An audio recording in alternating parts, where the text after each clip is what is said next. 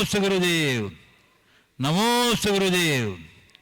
प्रिय दर्शकों, इस वर्ष हम लोगों ने ऑनलाइन श्रावक संस्कार शिविर की भव्य आयोजना के साथ परवराज परिवेषण पर्व सानंद संपन्न किया, जो पूरे देश में एक ऐतिहासिक और अविस्मरणीय प्रसंग के रूप में इतिहास का एक उज्जवल अध्याय बन करके अपनी कीर्ति बिखेरता रहेगा। बंधुओं, जिन लोगों ने भी इस श्रावक संस्कार शिविर को सफल बनाने में अपना योगदान दिया है, और उन सभी शिविरार्थियों को मैं पूज्य गुरुदेव की तरफ से आप बहुत बहुत आशीर्वाद और यहाँ की कमेटी की ओर से आप सबका बहुत बहुत अभिनंदन। बंधुओं, पूज्य गुरुदेव ने जो त्याग धर्म के दिन देवोदय महासंघ भोपाल के लिए जो प्रेरणा दी थी, उसकी बहुत ही उत्साहवर्धक स्वीकृतियाँ हमारे पूरे देश से प्राप्त हुई और अभी तक स्वीकृतियों का क्रम आना जारी है। आज भी मेरे पास कई स्वीकृतियाँ आई हैं, मैं अवश्य उनके नाम का उल्लेख करूंगा और आपसे यह अपेक्षा रखूंगा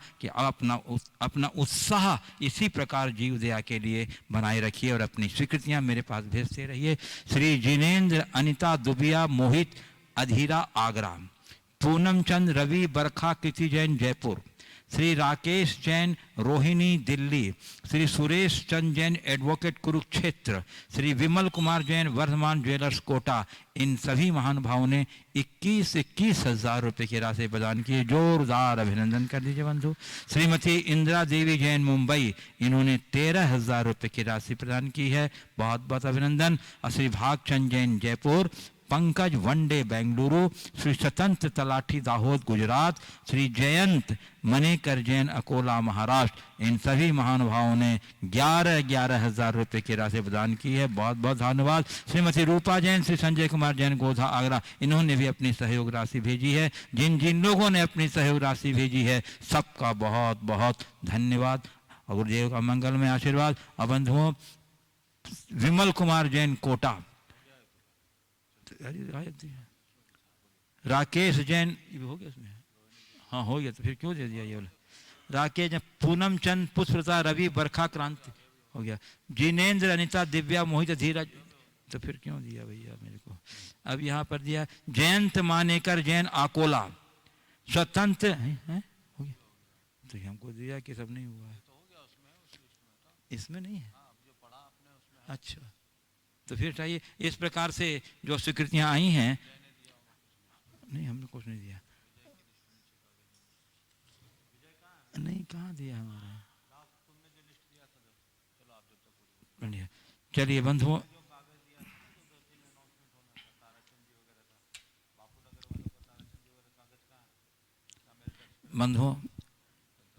श्रावक संस्कार शिविर को लेकर के हमारे शंका समाधान के प्रश्न पत्रिका में बहुत लोगों की भावनाएं आई हैं। सब लोगों ने तहे दिल से यहाँ की कटनी समाज के इस प्रयास को बहुत सराहा है और लोगों ने कहा कि हमें ऐसा लगा ही नहीं कि मंदिर बंद है और हमें 10 लक्षण पर्व कैसे मनाएंगे। बहुत उत्साह और आनंद के साथ, विशेषकर सब परिवार जो पूजा और हमारे प्रतिक्रमण और प्रवचन आदि सुनते थे, तो उन लोगों को बहुत अच्छा लगा और बहुत बहुत यहाँ कटनी की समाज के लोगों ने भूरी भूरी प्रशंसा की है। जिन लोगों ने भी मैं कटनी समाज की प्रशंसा की, उन सबको बहुत बहुत साधुवाद देता हूँ। बंधुओं, इसी तरह उत्साहवर्धन कीजिए अच्छे कामों के लिए। एक स्वीकृतियाँ मेरे पास आई है, अरिहंत दिगंबर जैन ट्रस्ट चिंचवड़ पुणे, ये तो हो गया है भाई, 3 बार हो गया। पुणे संचालित वीर बाल संस्कार पाठशाला चिंचवड़ पुणे के बच्चों की तरफ से निर्मला जी ठोले, रूपाली शाह, अंजलि शाह, इनकी ओर से 11,000 रुपया। जयंती कटारिया, श्री मृदुला कटारिया, गौरव कटारिया, श्री पुष्पा कटारिया, सीलू जी जयपुर से, इन्होंने भी 11,000 रुपये की राशि प्रदान की है। श्री जयंत कटारिया, श्रीमती मृदुला कटारिया, गौरव कटारिया, श्रीमती पूजा कटारिया, सीनू स्थान जयपुर, इन्होंने भी 11,000 रुपये की राशि प्रदान की है, बहुत बहुत साधुवाद। और अब अपनी स्वीकृतियाँ इसी प्रकार मेरे पास भेजते रहिए, हम आपके नाम का उल्लेख करते रहेंगे। पूज्य गुरुदेव, अब मैं आपकी अनुमति से अपने दर्शकों को शंका समाधान की ओर लिए चलता हूँ। गुरुदेव अंशुल जैन सतना से पूछ रहे हैं, महाराज जी भगवान के समक्ष दर्शन के लिए जाते समय हमारा भाव कैसा होना चाहिए तथा अभिषेक करते समय और दर्शन करते समय हमारी भावना कैसी होनी चाहिए। देखिए, जब भी भगवान के दर्शन के लिए जाए तो मन में परम अहोभाव होना चाहिए, एक अलग प्रकार की उमंग जगनी चाहिए। ऐसा इसलिए कि मैं त्रिलोकीनाथ से मिलने जा रहा हूं। जैसे किसी अदने से अधिकारी से मिलने आप जाते हैं तो अपॉइंटमेंट पाते ही मन में प्रसन्नता होती है। जितने बड़े अधिकारी से आपको मिलने का योग बनता है, आपके मन में उतनी खुशी है। जितने प्रसिद्ध व्यक्ति के साथ मिलने का आपको योग बने, उतना आपको उमंग। अगर केबीसी की हॉट सीट में बैठने का मौका आ जाए तो आदमी तो उछल जाता है, होता है। क्यों? हम किसी विशिष्ट से मिल रहे। तो त्रिलोकीनाथ तो सर्वश्रेष्ठ हैं, उनसे मिलने जाने के समय मन में वैसी उमंग क्यों नहीं होनी ही चाहिए। और ये उमंग अपने आप घटेगी जब मंदिर में विराजे भगवान का हमें आभास होने लगेगा। मूर्ति की जगह उनमें छिपे मूर्तिमान का हम दर्शन करने लगेंगे तो मन में ऐसा उमंग, ऐसी उमंग जगह, ऐसा अहोभाव, आहा मैं धन्य हो रहा हूं, आज भगवान के दर्शन के लिए जा रहा हूं। और दर्शन पाठ करते समय आप बोलते भी, धन घड़ी यूं, धन दिवस यूं ही, धन जन्म मेरो भयो, भाग मेरो उदय आयो, दर्श प्रभु जी को लख लयो। छवि वीत रागी नगन मुद्रा, दृष्टि नासा पे धरे, सर्वोत्कृष्ट त्रिलोक बसु प्रातिहार, अनंत गुण युत कोटि रवि छवि को हरे। मन गदगद होना चाहिए, अपने भीतर धन्यता का आभास होना चाहिए। ये जितने अंदर से आप धन्यता का अनुभव करोगे, उतना ही पाप गलेगा और पुण्य बंधेगा। ये इस तरह का दृष्टिकोण, ऐसी भावना हृदय में प्रगाढ़ से प्रगाढ़तर होनी चाहिए। और अभिषेक करते समय, हे त्रिलोकीनाथ, आज आपके ऊपर ये धारा छोड़ने का सौभाग्य मुझे मिल रहा है। प्रभु, आपकी धारा की भांति मेरे अंदर के कर्म कलश भी बह जाए, ये भाव मन में आए तो हम बहुत कुछ सार्थक लाभ ले सकेंगे। पूज्य गुरुदेव, जयपुर राजस्थान से सुश्री साक्षी सोनी कह रही हैं, गुरुदेव, दौलत सिर्फ रहन सहन का स्तर बदल सकता है, बुद्धि, नियत और तकदीर नहीं। फिर से, दौलत हाँ, सिर्फ रहन सहन का स्तर बदल सकती है, बुद्धि, नियत और तकदीर नहीं। बुद्धि, नियत और तकदीर नहीं। कपड़ों की मैचिंग बैठाने से सिर्फ शरीर सुंदर दिखेगा, मन या हमारे विचार नहीं।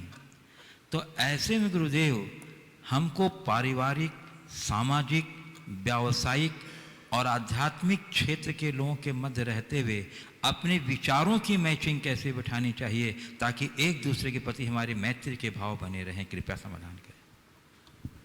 देखिए, कपड़ों की मैचिंग बनाना बड़ा सरल है, चंद पैसे खर्च करके आप बना सकते हैं। विचारों की मैचिंग बनाने के लिए व्यक्ति को खुद को सरल बनाना पड़ेगा। विचार मिले या न मिले, वैचारिक टकराव नहीं होना चाहिए। हमारे यहां कहा गया, मुंडे मुंडे मतिर भिन्ना, जितने व्यक्ति उतने मत। विचार भिन्नता होगी, इसमें कोई संशय नहीं, लेकिन विचारों का टकराव अगर टाल दें तो अपने आप एडजस्टमेंट हो जाएगा। और वैचारिक टकराव कब टलेगा? जब हम एक दूसरे पर एक दूसरे के विचार थोपना बंद करेंगे। मैं अपने विचारों से जीऊं, सामने वाले को अपने विचारों के अनुकूल जीने की आज़ादी दूं।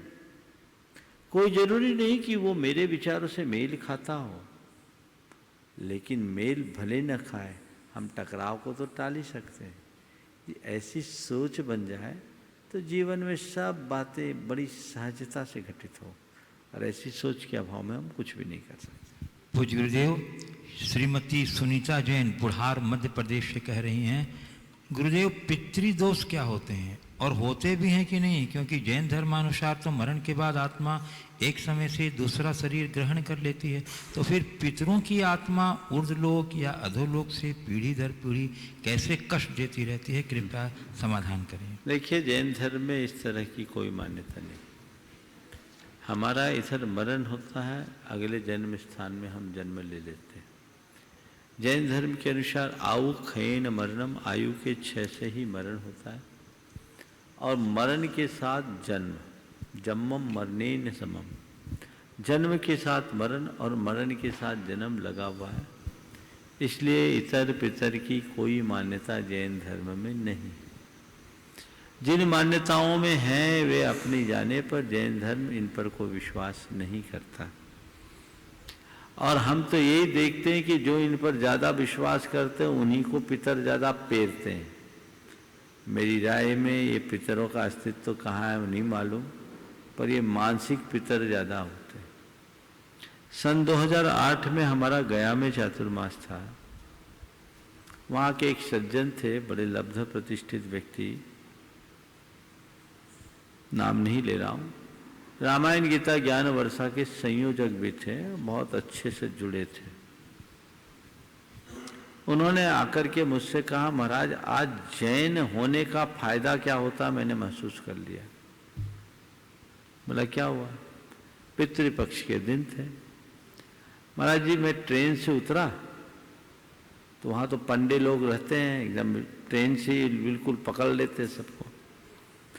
तो मैंने देखा मेरे आगे कुछ जैन लोग आए, वो आपके दर्शन के लिए आए थे। उनने बोल दिया हम जैन हैं, तो उनकी तरफ उनने कुछ देखा ही नहीं, ये तो मानते ही नहीं है सब चीज़ें।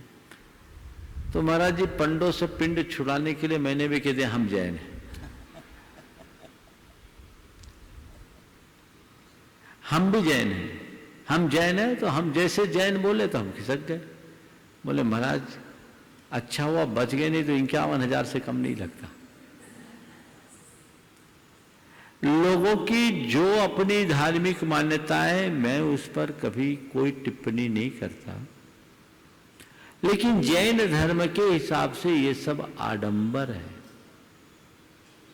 विडंबना। देखो जीते जीतो माँ बाप और पुरखों के प्रति कोई श्रद्धा न रखो और मरने के बाद श्राद्ध तर्पण करो, ये तो लोगों के पेट भरने का जरिया है।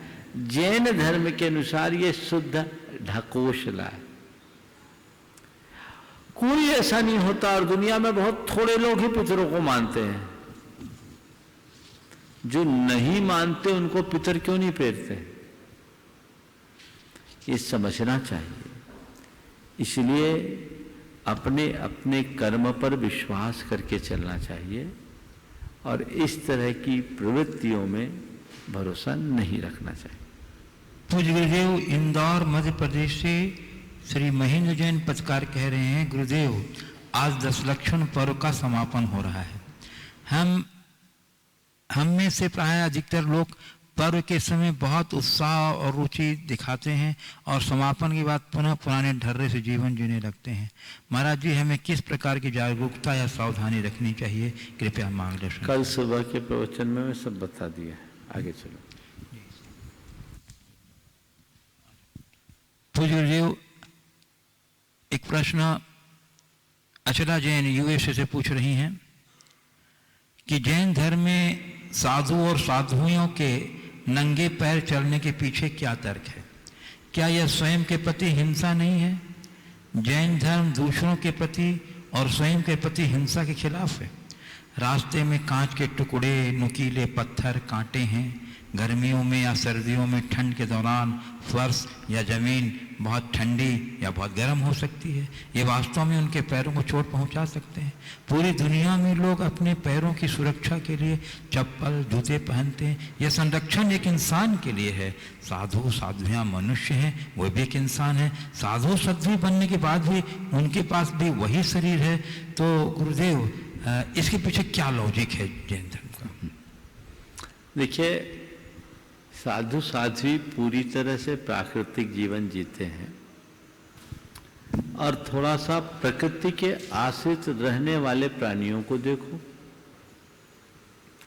कौन कौन जूते चप्पल पहनते हैं? मनुष्यों को छोड़कर हर कोई तो नहीं चलता ना। मनुष्यों को छोड़कर हर कोई तो जूते चप्पल नहीं पहनते। जूते चप्पल और नहीं पहनने का मतलब स्वयं को कष्ट नहीं देना। कष्ट देना ऐसा नहीं है। जूते चप्पल क्यों नहीं पहनते? अपनी निष्परिग्रहिता, वीतरागता की पुष्टि के लिए इन सब चीजों से रहित होते हैं। जब दिगंबर साधु अपने शरीर पर एक तिनका बराबर, एक धागा बराबर भी परिग्रह नहीं रखते, तो जूते चप्पल की जरूरत क्या है? फिर तो आप ये भी कह सकते हैं जूते चप्पल ही क्यों, फिर वाहन का ही प्रयोग कर लो, क्योंकि पैदल चलने में भी तो बहुत कष्ट होता है। फिर आप ये भी कह सकते हैं एक बार क्यों खाओ, 4 बार खा लो, कि एक बार भोजन करने से भी भूखे रहते हैं। फिर आप ये भी कह सकते हैं कि केशरोज क्यों करो, बाल कटवा लो, सीधे सीधे हो जाएगा। अगर इन सारी साधनाओं को उथले तौर पर देखोगे तो आपके मन में यही सवाल आएगा। लेकिन गहराई से उतरकर अगर आप विचार करोगे, आपको लगेगा ये बिल्कुल प्राकृतिक जीवन है। ठीक है, कांच कंकर चुभते हैं तो जूते भी तो काट बैठते हैं, नहीं काटते क्या? तो बोलो, नंगे पांव चलने वालों को कांच कंकर चुभते हैं, तो जूता पहने या चप्पल पहने, जूता चप्पल काटे तो वो क्या करे? अरे यही तो परीक्षा है। इन्हें, इन कष्टों को, सब ओर से समागत कष्टों को क्षमतापूर्वक सहन करना ही तो साधना है। कष्ट देने के लिए इनको नहीं त्यागा गया। हाँ, पर साधु बन जाने के बाद कष्ट सहने की क्षमता विकसित हो गई। तो हम कष्ट दे नहीं, कष्ट सहें। अगर मन में कष्ट सहने की क्षमता विकसित हो जाती है तो ये हमारे जीवन के लिए बहुत प्रभावी होती है। तो हम लोग कष्ट सहते हैं, सहने में दुख नहीं होता। दुख की घटना घटना और दुख की अनुभूति करना, इनमें बड़ा मौलिक अंतर होता है। तो दुख अनुभव करे साधु अगर मन में ये सोचे कि अरे कहाँ ये नंगे पांव चलना पड़ रहा है, वो दुखी हो तो स्वयं आत्म पीड़न की बात होगी, पर उसे तो दुख का आभास ही नहीं है। चल रहे, सहज चल रहे, निर्द्वंद चल रहे, निश्चिंत चल रहे, तो कर्म काटने का यही रास्ता है। ये एक प्रकार की तपस्या है, इसी में जीवन का उत्थान है। इसलिए इन बातों को इसी संदर्भ में देखना चाहिए। पूज्य गुरुदेव, श्री प्रकाश चंद जी पाटनी अजमेर राजस्थान से कह रहे हैं, गुरुदेव मेरी दृष्टि में पा लेने की बेचैनी और खो देने का डर, बस इतना ही जिंदगी का है सफर। गुरुदेव, क्या मेरी इस दृष्टि अनुभव कहाँ तक सही है? कृपया प्रकाश। बिल्कुल यही दृष्टि होनी चाहिए। पा लेने की बेचैनी और खो देने का डर, बस इतना ही है जिंदगी का सफर। पर मुश्किल तो यह है कि उम्र भर रटने के बाद भी हम अपना रास्ता नहीं बदल पाते। अपने अनुभवों का लाभ उठाइए। ये जीवन की एक बड़ी सच्चाई है। बातों को जानना अलग बात है और जीना अलग बात। यदि इतनी सी बात हृदय में खट जाए तो जीवन का काया पलट हो जाए। पूज गुरुजी, अब मैं जो यहाँ उपस्थित उपस्थित जो जिज्ञासु हैं उनको आमंत्रित करना चाहता हूँ। प्रथम प्रश्न के लिए मैं आमंत्रित कर रहा हूँ श्रीमती संध्या दिनेश जैन, बिलासपुर। और जब तक आ रहे हैं गुरुदेव, शाहपुरा भिटौनी से एडवोकेट जितेंद्र जी, जीतू भैया, पूरा परिवार की ओर से गुरु के चरणों में नमोस्तु।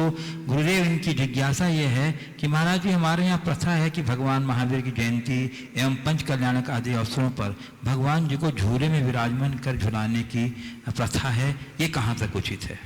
देखिए, पालने में भगवान को झुलाना कतई उचित नहीं है। पालने में तो बच्चे को झुलाया जाता है। भगवान बच्चे हैं क्या? हम तो पंच कल्याणक से युक्त भगवान को रख रहे हैं। जन्म कल्याणक में अप्रतिष्ठित भगवान हो, दो कल्याणक हुए हो, तब तो झुलाओ समझ में आए। अब भगवान को तुम पालने में झुला रहे हो तो क्यों झुला रहे हो? पहला प्रश्न। पालने में किसको झुलाते? बच्चे को कि भगवान को? हाँ, बच्चे को। तो तुमने भगवान को बच्चा बना दिया। ये घोर अज्ञान है, रूढ़ी है। हमें ऐसी प्रवृत्तियों से बचना चाहिए। ये धर्म नहीं है। अगर लोगों को पालना का आनंद ही लेना है तो तीर्थंकरों के जन्म कल्याणक आदि में लोग गुड्डे गुड्डी के कोई छोटे छोटे खेल खिलौने के जो होते वो रख करके भी अपना काम कर लेते भावनात्मक रूप से। अप्रतिष्ठित प्रतिमा के साथ आप ऐसा करो तो चलेगा, पर पंच कल्याणक से प्रतिष्ठित भगवान को पालना में रखकर झुलाना घोर पाप है, असाधना है। इनसे बचना चाहिए। श्रीमती संध्या दिनेश जैन, बिलासपुर। उसके बाद तैयार रहेंगे कुमार शाश्वत जैन, कटनी। महाराज श्री नमोस्तु नमोस्तु। समस्त जैन समाज बिलासपुर की ओर से आपको नमोस्तु। महाराज श्री, मैंने 10 लक्षण विधान में सौदर में इंद्र की इंद्राणी बनने का सौभाग्य प्राप्त किया। महाराज श्री, इस स्थापना निक्षेप से प्राप्त इस पद का क्या महत्व है तथा यह मेरे भावी जीवन के लिए किस प्रकार मंगलदायी होगा? देखिए, सौधर्मेंद्र बनना कोई साधारण बात नहीं है। और सौधर्मेंद्र सम्यक दृष्टि होता है, एक भावावतारी होता है। और जैन जगत में सौधर्मेंद्र की महिमा किसी से अनजानी नहीं है। सौधर्मेंद्र बनना यानी मुख्य याजक बनना। आपको ये सौभाग्य मिला, महान पुण्य का उदय था। अब मन में भावना भाव कि जीवन में एक बार साक्षात पंच कल्याणक का सौधर्मेंद्र बनूं और वो सफल हो जाए तो आगे चल करके मैं ऐसा पुरुषार्थ करूं कि उस वो भी एक प्रकार का निदान है, पर वो उचित नहीं है। हाँ, इंद्राणी जी अपने लिए पूछ रही कि दोनों के लिए पूछ रही? अपने लिए। अपने लिए। तो बस, तो अभी एक बार बन गई, पहले अपने श्रीमान को तैयार कराओ कि एक बार पक्की सच्ची बना दो। तो सच्ची बनोगे, भाग्य अपने आप जगेगा। हालांकि निदान नहीं करना चाहिए। ये जिनेंद्र भगवान की आराधना के श्रेष्ठ अवसर हैं और ऐसे अवसरों का लाभ उठाने पर जीवन में बहुत बड़ा बदलाव घटित होता है। साथ ही से पुण्य का बंध होता है। एक ही लक्ष्य रखो कि प्रभु आपके चरणों की सेवा करते करते मेरी पात्रता इतनी बढ़ जाए कि मैं शीघ्र आवागमन के चक्र से मुक्त होकर आपके समान पद को प्राप्त करूं। नमोस्तु। कुमार शाश्वत जैन। इस बात तैयार रहेंगे श्री प्रेमचंद जी जैन, प्रेमी, कटनी, मुख्य संयोजक धर्म प्रभावना समिति, कटनी। नमोस्तु गुरुदेव, नमोस्तु गुरुदेव। महाराज जी, मेरी शंका यह है, आप कहते हैं कि भाई हमें कोई चीज़ को हासिल करना है तो हमें उसकी प्रगाढ़ भावना भानी चाहिए, परंतु साथ ही भावना योग में एक कमांड आया है, हे प्रभु मुझ में इतना संयम भर दो कि मैं अपनी भावनाओं पर नियंत्रण रख सकूं। इन दो वाक्यों में हम तालमेल कैसे बिठाएंगे? वहाँ भावनाओं पर नियंत्रण का मतलब क्या है? नकारात्मक भावनाएं। भावनाओं बहु नहीं, जब आया गुस्सा आ जाए तो गुस्सा कर लूँ, अभिमान आ जाए तो अभिमान कर लूँ, भावुकता में कुछ उल्टा पुल्टा न कर लूँ। भावनाओं में नियंत्रण यानी सेल्फ कंट्रोल अपने भीतर विकसित कर सकूं। श्री प्रेमचंद जी जैन प्रेमी कटनी, मुख्य संयोजक धर्म भावना समिति। उसके बाद तैयार रहेंगे कुमार सरल जैन कटनी। मुनि श्री के चरणों में त्रैवार नमोस्तु। गुरुदेव, हम लोग प्रायः अपने जीवन में धर्म की शुरुआत या तो पाप के डर से करते हैं या पुण्य फल के लोभ से करते हैं। गुरुदेव, हमें धर्म की शुरुआत कब और कहाँ से करनी चाहिए ताकि हम सही मायने में धर्म के मर्म को समझ सकें? धर्म की शुरुआत कब और किस तरह से करना चाहिए? देखिए, पाप के डर से, पुण्य के लोभ से धर्म करना प्रारंभिक स्थिति में ठीक है, लेकिन सच्चे अर्थों में धर्म करना चाहिए अपनी आत्मा को पवित्र बनाने के ख्याल से। आत्मा को पवित्र बनाने के ख्याल से जब हम धर्म करेंगे तो उसका वास्तविक लाभ हमारे जीवन में घटेगा। केवल पाप के डर या पुण्य के लोभ में हम धर्म करेंगे तो वो धर्म कुछ देर की क्रिया बन के रह जाएगा। और आत्मशुद्धि का लक्ष्य लेकर के अगर हम धर्म करेंगे तो वो धर्म हमारे जीवन का वरदान बन सकता है। इसलिए हमेशा हमें आत्मशुद्धि की तरफ दृष्टि रखनी चाहिए और जब जागो तभी सवेरा की उक्ति को चरितार्थ करते हुए जब समझ में आ जाए तभी से करना शुरू कर देना चाहिए। कुमार सरल जैन। और उसके बाद तैयार रहेंगे कुमार कुणाल एवं मृणाल जैन, सुपुत्र मुकेश कीर्ति जैन में। गुरुदेव के चरणों में तिलकमा वाले प्रभा का बारंबार नमोस्तु। गुरुदेव, कहा जाता है पापों से घृणा करो, पापी से नहीं, पर ऐसा नहीं होता। किसी व्यक्ति से बड़ी गलती हो जाती है तो लोग उसे अच्छे नजरिए से नहीं देखते हैं, वो पूरी तरह सुधर जाए तब भी, तो ऐसा क्यों होता है? देखो, होना तो नहीं चाहिए और नहीं होना चाहिए, इसीलिए कहते हैं कि पाप से घृणा करो, पापी से नहीं। लेकिन लोक में ऐसा होता नहीं है। एक बार दाग लग जाता है तो व्यक्ति जीवन भर दागी दृष्टि से देखा जाता है। इसलिए पहले तो ये प्रयास करो कि दाग लगे ही नहीं, और दाग लग जाए तो धोने में कोई प्रमाद कभी मत करो। लेकिन लोगों को अपना नज़रिया बड़ा करना चाहिए। कल तक जो पापी था आज वो पावन भी हो सकता है। ऐसे बहुत सारे उदाहरण हैं कि जिनका अतीत घोर अंधकार में था और वर्तमान पूरी तरह से प्रकाशित है। तो व्यक्ति की पहचान उसके वर्तमान से करना चाहिए। अतीत तो हर किसी का अपावन है, हर किसी का काला है। अगर व्यक्ति सुधर गया तो उसे स्वीकारना चाहिए, सोच बड़ी करनी चाहिए। बड़ी सोच के लोगों की कमी है। व्यक्ति को कभी उसके अतीत से नहीं पहचानना चाहिए। हर पल व्यक्ति को उसके वर्तमान से हमें देखना चाहिए। अगर एक व्यक्ति सुधरता है तो उसे हमें पूरी तरह प्रोत्साहित करना चाहिए और सुधरने का अवसर देना चाहिए, तभी हम अपने जीवन में कुछ अच्छा कर पाएंगे। ये जो प्रवृत्ति है बहुत अच्छी प्रवृत्ति नहीं है, सोच बदलना चाहिए। और जिनकी सोच बदल जाती है वो बड़े धन्य होते हैं। हम आपको बताएं, मेरे संपर्क में एक व्यक्ति जो कभी सुबह से शराब से कुल्ला किया करता था। लोगों की नजर में उसकी बहुत अच्छी छवि नहीं थी। लोगों की नजर में उसकी बहुत अच्छी छवि नहीं थी। और मेरे संपर्क में आने के बाद उसमें कुछ बदलाव शुरू हुआ। लोगों ने मुझे कहा, महाराज ये आदमी बड़ा भ्रष्ट है, सुबह से ही इसकी सुबह शराब की शुरुआत होती है, ये आपके पास आता है।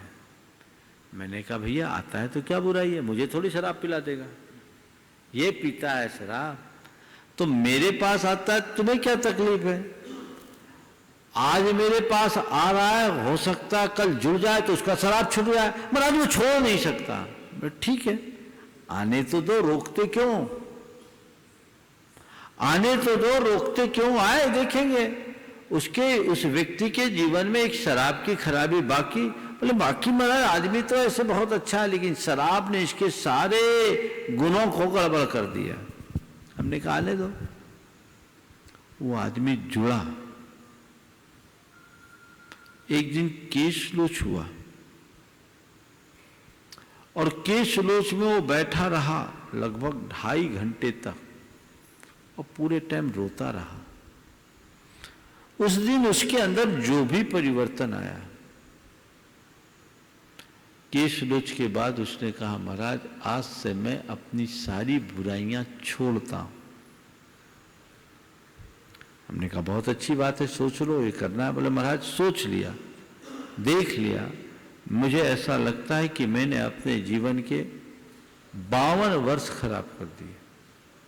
महाराज आप जैसे गुरुओं का कभी समागम नहीं मिला, लेकिन आज मेरी आत्मा मुझे कचोट रही है, आज से मैं उसका त्याग करता हूं। मैंने कहा बहुत अच्छी बात है। वो नियम ले लिया। कुछ लोगों ने कहा महाराज ये निभाएगा नहीं, ये त्याग कर ही नहीं सकता, हम इसको जानते हैं। हमने कहा भैया उसने छोड़ा है, देखो ना 4 दिन भी अगर बचता है तो क्या बुराई है? हमसे कुछ लिया है, उसने तो अपनी बुराई को छोड़ा ही है ना, हानि क्या है? मैंने लोगों की बातों को नजरअंदाज किया, लोगों को समझाया और धीरे धीरे धीरे धीरे उस व्यक्ति में इतना बड़ा परिवर्तन आ गया कि आज वो आदमी 7 प्रतिमा के व्रत का पालन कर रहा है। इस घटना को लगभग 20-22 वर्ष हो गए और ज्यादा ही हो गया, लेकिन 1994 की बात है, 95 की, 25 वर्ष हो गए। वो आदमी में आज जबरदस्त परिवर्तन है। अब लोगों की धारणा उनके अंदर बदल गई। जो कल तक शराबी के नाम से पहचाना जाता था, आज हर कोई उन्हें बाबा जी कहते हैं, बाबा जी कहते हैं। ये वाले बाबा जी नहीं है ना, तुम चक्कर में पड़ जाओगे तो दिक्कत हो जाएगी। इनको तो आपने बाबा जी बना दिया, मैं इनको बाबा जी मानता ही नहीं हूं। हम तो कहते हैं हमेशा विमल जी बने रहो तो जवान बने रहोगे, बाबा जी रहोगे तो बाबा जी हो जाओ। तो हो परिवर्तन ऐसा हो सकता है, इसलिए इस उक्ति को बहुत अच्छे से समझना चाहिए। पाप से घृणा करो, पापी से नहीं। श्री प्रेमचंद जी जैन सिंघई उपकार एजेंसी सागर और बता रहे हैं श्री मुन्ना जी, रीता जी, पहाड़िया, कोलकाता, पश्चिम बंगाल।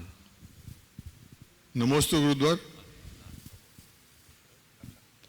सम्यक दर्शन, सम्यक ज्ञान, सम्यक चार्य से युक्त आपको मैं मन से, वचन से, काय से वंदन करता हूँ, नमस्कार, नमोस्तु करता हूँ।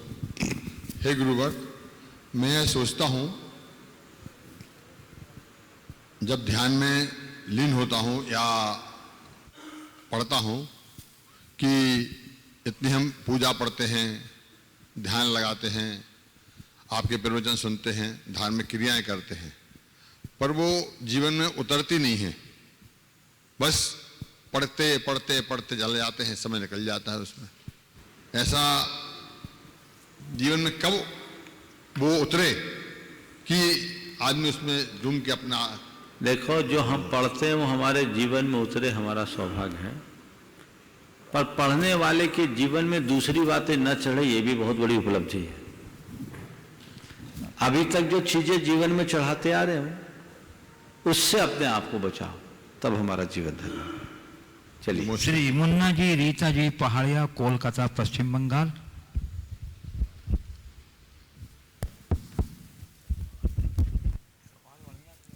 नमोस्तु महाराज श्री, नमोस्तु महाराज श्री, नमोस्तु महाराज श्री। महाराज श्री, अगर हमारी कोई धरोहर या कोई धन, कोई आदमी, महाराज श्री, अगर हमारी कोई धरोहर या हमारा धन कोई आदमी डकार जाता है या मैंने खा जाता है, तो उसके बारे में क्या सोचना चाहिए कि ये पहले का कोई मांगता था, वो चला गया, या फिर आगे भविष्य में अपन इससे वापस वसूल कर लेंगे? दूसरी बात महाराज, ऐसे आदमी के साथ क्या करना चाहिए? देखो, अपन तो है बनिया, कर्जा उतारने की बात सोचते हैं कि कर्जा वसूलने की? तो बनिया को कर्जा उतारने की कला सोचनी चाहिए। अगर कोई ने धन डकारी लिया और मिलने की संभावना भी नहीं है, तो यही सोचना चाहिए कि पुराना अकाउंट सेटल हुआ है, हम पर उसका ऋण था वो चुक गया, अब दोबारा हम उससे चुका लेंगे ये सोचो नहीं, उसको पूरा सेटल कर दो, खत्म कर दो, अन्यथा ये परंपरा दुखों की निरंतर चलते रहेगी। हमें सकारात्मक सोचना चाहिए, लेकिन इसका अर्थ ये नहीं कि किसी के पास किसी का पैसा फंस गया तो उसे यही सोच ले कि मिलना होगा तो मिल जाएगा। नहीं, पहले तो हर किसी को पैसा देना नहीं चाहिए। कारोबार में लोगों का कई जगह इस तरह से पैसा ब्लॉक होता है, आदमी पहचान करके काम करना चाहिए। आज के समय में उधार देना और उधार लेना मेरी दृष्टि से सबसे बुरा कर्म है, इनसे बचना चाहिए।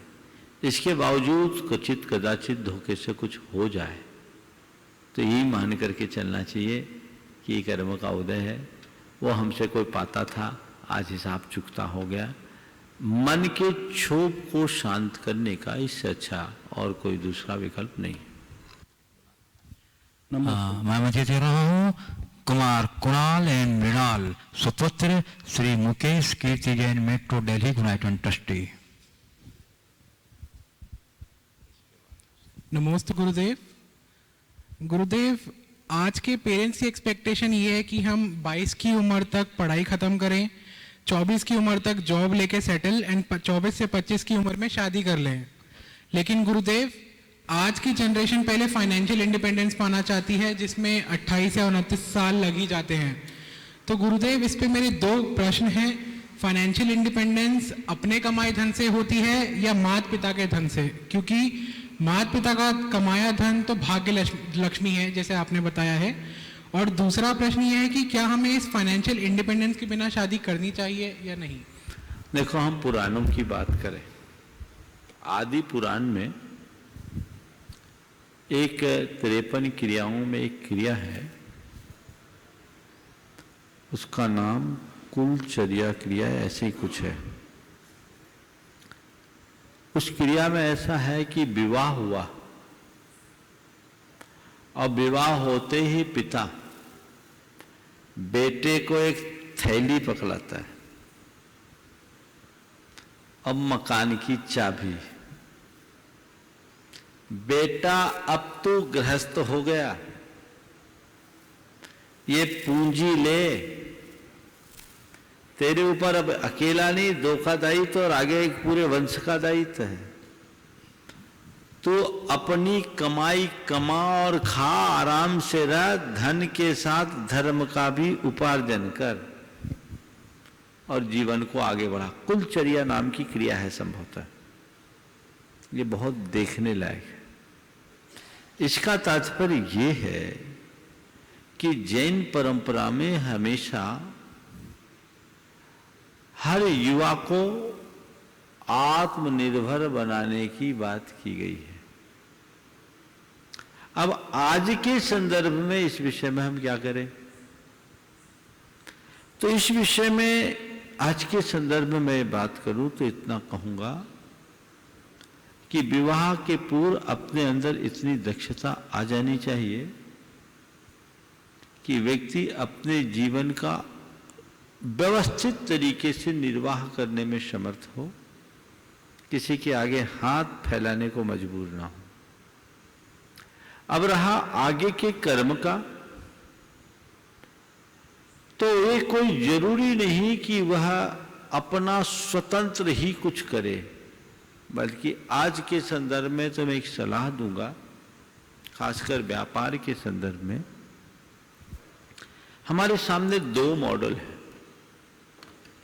एक हमारे परंपरागत व्यवसाय का मॉडल और दूसरा नए व्यवसाय का मॉडल। परंपरागत व्यवसाय का मॉडल हजारों सालों से सफलीभूत है। पिता की गद्दी में बेटा बैठा, बेटे की गद्दी में पोता बैठा, 2-2, 3-3, 400 साल पुरानी फर्में तो आज भी है, 200 साल पुरानी फर्में चल रही है। उसमें आदमी 2 ही स्थितियों में फेल हुआ है, या तो गलत नीति अपना ले या गलत नियत रख ले। लेकिन अपना इंडिपेंडेंट काम करने वाले लोगों में सफल होने वाले लोग बहुत थोड़े होते हैं, वहां ज्यादातर लोग फेल्योर होते हैं। तो पहले जिनका अपना खुद का व्यावसायिक, जिनकी व्यावसायिक पृष्ठभूमि है, बिजनेस का बैकग्राउंड है, उनको वो देख करके चलना चाहिए और उसे और ग्रोथ देने की कोशिश करनी चाहिए। नया एक्सपांशन तब तक करने की कोशिश नहीं करनी चाहिए जब तक खुद का हुनर पूरी तरह विकसित न हो और आत्मविश्वास न जगे। आजकल एक और ट्रेंड चल पड़ा है कि हर कोई केवल नौकरी पेशे की तरफ जाता है और उच्च शिक्षा हो जाने के कारण परंपरागत व्यवसायों के प्रति लोगों का ध्यान कम होता जा रहा है। अच्छा खासा करोड़ों का टर्नओवर और अच्छी कमाई जिस बिजनेस में हो रही है, आज के बच्चे उसे ध्यान में न रखकर नया काम टेक्नोलॉजी बेस्ड या उस तरह का करना चाहते हैं और उसमें बहुत थोड़े लोग सफल होते हैं, बाकी सब चीज़ें विफल हो जाती, या फिर कहीं ऐसी कंपनियों में जॉब करते हैं जिसकी कोई ज़रूरत नहीं। और देखो विडंबना, आज के पढ़े लिखे IITN MBA पास लड़के कर क्या रहे हैं, काम क्या कर रहे हैं बड़ी बड़ी कंपनियों में?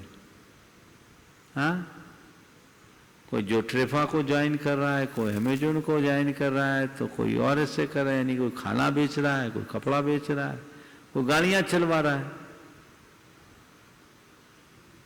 इन सब कामों के लिए इतना पढ़ लिख करके जाना कोई जरूरी नहीं है। अगर देखा जाए थोड़ी सी टेक्नोलॉजी का ज्ञान हो तो 12th पास बच्चा भी अच्छे से कर सकता है। यानी हम अपनी प्रतिभा को कहां ले जा रहे हैं? और जब बड़ी कंपनियों को अच्छे टैलेंटेड लोग मिलेंगे तो वो तो उन्हीं को चुनेंगे। तो मेरे अंदर जो क्षमता है हमें उस तरीके का कार्य करना चाहिए, उसी को चुनना चाहिए, तभी हम सही अर्थ में उसका लाभ ले पाएंगे। तो तुमने जो मूल सवाल पूछा कि पहले अपने आप को इंडिपेंडेंट कर ले फिर विवाह करें, या पहले विवाह कर ले फिर काम करें, तो अगर तुम्हारे घर की पृष्ठभूमि अच्छी है तो समय पर विवाह कर लेना चाहिए।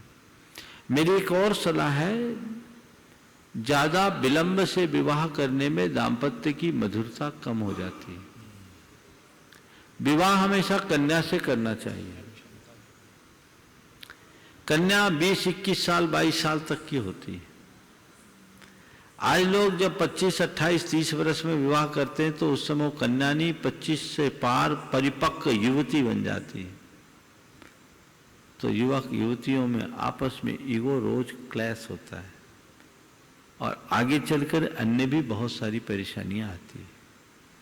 इसलिए यौवन में पदार्पण करते ही वैवाहिक बंधन में बंध जाना चाहिए और अपनी जिम्मेदारियों का निर्वाह करना चाहिए।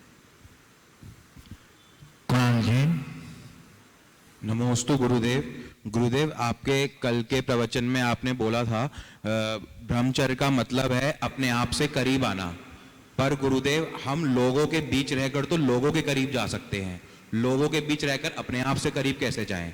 क्या अपने आप के करीब जाने के लिए अपने आप को लोगों से दूर करना जरूरी नहीं है? बिल्कुल, इसलिए ब्रह्मचर्य का सही अर्थ में पालन करना है। तो उनके बीच रहो जो ब्रह्मचर्य की वास्तविक साधना कर रहे हैं। संयम समूह में ही पलता है। जैसों के मध्य रहोगे वैसे मनोभाव होते हैं। इसलिए हमें उन तमाम मानसिक और भौतिक निमित्तों से अपने आप को दूर रखना चाहिए जिससे हमारे मन में दुर्बलताएं जागती है। नमोस्तु गुरुदेव। बंधु, मैं अन्य जिज्ञासुओं को आमंत्रित करूं इसके पूर्व।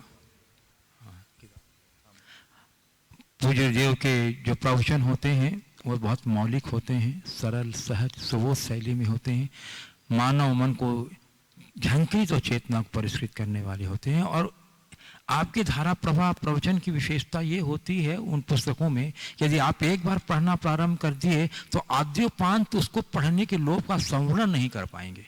ऐसी ही दो पुस्तकों का जो 4 बातों पर आधारित है गुरुदेव के जो प्रवचन शैली आजकल चल रही है।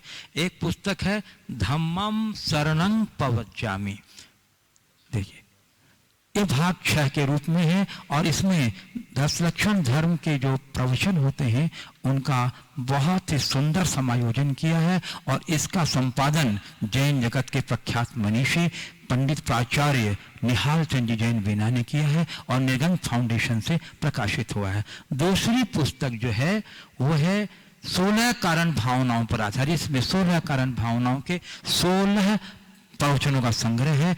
जीवन विकास की राह, जीवन विकास की राह, और इसका भी प्रकाशन निर्गंध फाउंडेशन भोपाल की तरफ से हुआ है और इसका कुशल संपादन जैन जगत के युवा विद्वान डॉक्टर सोनल शास्त्री दिल्ली ने किया है। और कल परसों हुआ, हाँ कल ही प्रातः काल के मैंने सत्र में इसका विमोचन हुआ है।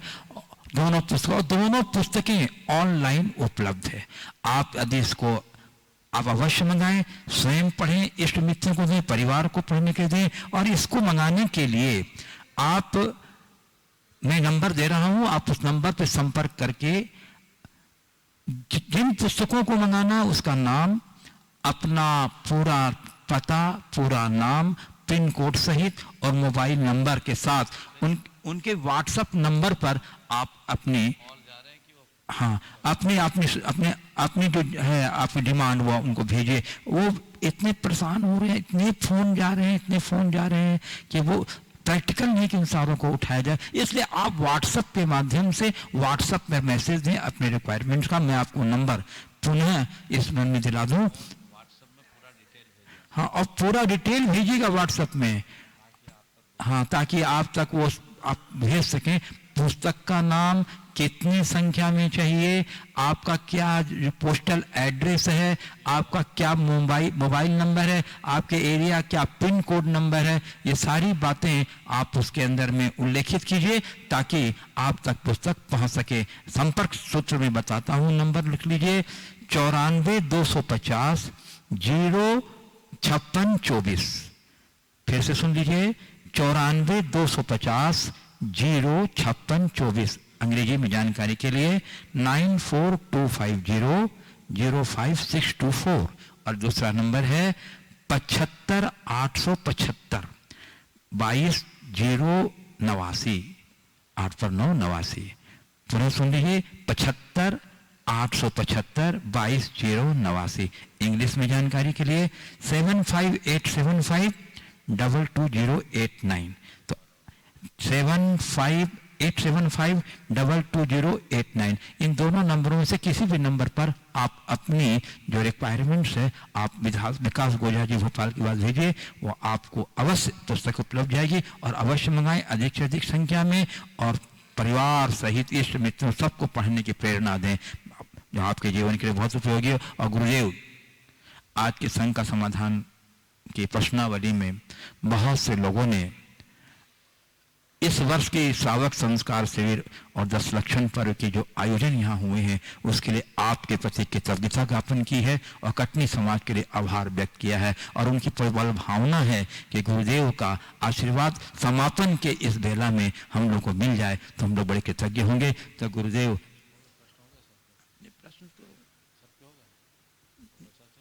उसमें ऑनलाइन में या प्रेजेंट में है, कुमारी कोपल जैन है।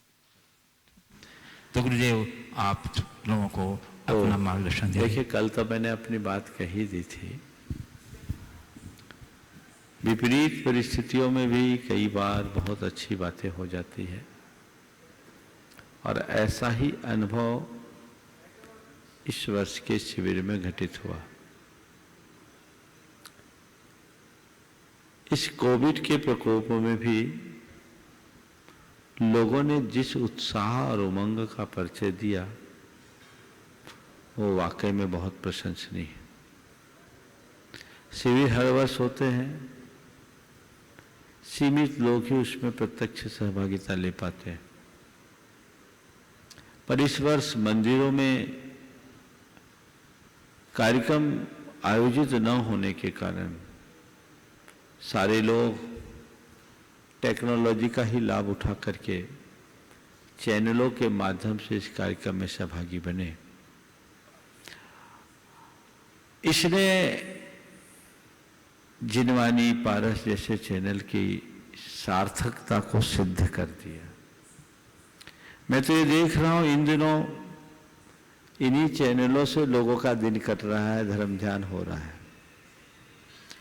हजारों लोगों ने शिविर में सहभागिता ली और कुछ लोगों ने तो ये भी बताया कि जो लोग पिछले वर्षों में केवल मंदिर तक अपने आप को सीमित रखते थे, इस वर्ष वे लोग सारी क्रियाओं में शामिल हुए। इस बार की शिविर की एक विशेषता और रही कि भारत के लोग तो इसमें सम्मिलित हुए ही, भारत से बाहर के अनेक देशों के लोगों की भी सहभागिता हुई। कल भी मैंने इस संदर्भ में चर्चा की थी। प्रामाणिक ऐप के माध्यम से जो सूचना आई उसके अनुसार 19 देशों के लोग इसमें नियमित जुड़े रहे भारत के अलावा, जिसमें America, Europe, Japan, Singapore, Dubai, Australia जैसे, कनाडा, ऑस्ट्रेलिया जैसे देश तो थे ही, बांग्लादेश, पाकिस्तान और टर्की में रहने वाले लोगों ने भी सुना है। पूरा डिटेल है, तो एक अच्छी बात है। मैं पर्यूषण पर्व के समापन के अवसर पर सभी से केवल इतना कहना चाहूँगा कि 10 दिन हमने खूब घोंट करके धर्म का अनुपान किया। अब इसे हम अपने जीवन का अंग बनाने की कोशिश करें। 10 दिन में जो भी हमने सुना, समझा और सीखा, इस 10 दिन के पूरे आयोजन को अपने जीवन का टर्निंग पॉइंट बनाते हैं। तब कहीं जाकर हम अपने जीवन में कोई शाश्वत उपलब्धि घटित कर पाएंगे। अन्यथा आयोजन तो रोज होते हैं और पूरे हो जाते हैं। हम आयोजन के प्रयोजन को सामने लेकर के चले। सभी लोग सत्संग से और स्वाध्याय से जुड़े, भावना योग लोग नियमित करने का प्रयास करें। जीवन में बड़ा बदलाव आप घटित कर सकते हैं। धर्म के व्यवहारिक रूप को जब हम आत्मसात करके चलेंगे तो वह हमारे जीवन का वरदान बनेगा। ऐसा प्रयास निरंतर करते रहें, अपनी सोच को पॉजिटिव बनाएं और व्यवहार में पोलाइटनेस रहे। इन सब के साथ हमारी दृष्टि हमारी आत्मा पर केंद्रित हो। हर व्यक्ति के हृदय में ये बात बैठनी चाहिए कि आखिर मैं हूं कौन, मैं कौन हूं और मेरा क्या है। इन दो बातों को जो अच्छे से समझ करके चलते हैं वे जीवन में कभी विफल नहीं होते। अपने जीवन को सफलता के शिखर पर लेकर जाना चाहते हैं तो हमें इन बातों को ध्यान में रख करके चलना चाहिए। कल इस मंच से मैंने सबको आशीर्वाद दे दिया, इसलिए आज फिर से आशीर्वाद देने की आवश्यकता नहीं समझता। जितने लोगों ने प्रत्यक्ष अप्रत्यक्ष इसमें अपनी सहभागिता दी वे सब आशीर्वाद के पात्र हैं। बस अब इतनी भावना मन में जगा के रखें कि मेरी धर्म भावना प्रतिदिन दिल से दिलतर होते रहे।